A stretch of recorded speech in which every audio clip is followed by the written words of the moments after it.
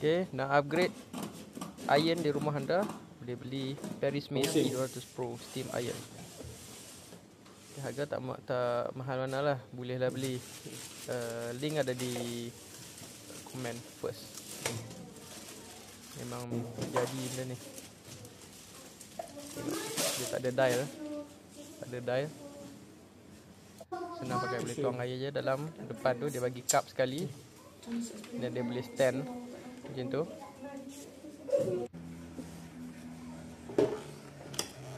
Tak di tempat air. Tak ada dial, mudah pakai lah, tak perlu setting suhu. Okay, mari kita cuba. Okay, menegak, kita tunggu dia panaskan. Lampu dah padam, boleh pakai. Tekan switch, steam dia akan keluar lah. Okay, steam akan keluar. Okay, kita cuba dekat tudung. Lepas ni kita akan cuba kat tudung. Tudung yang sangat kedut ni, tudung mana pasti. Lepas basuh, dia sangat kedut.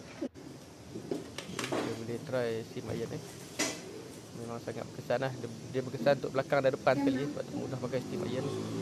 Dan jimat masa lah. Okay, nampak kesan dia serta-merta.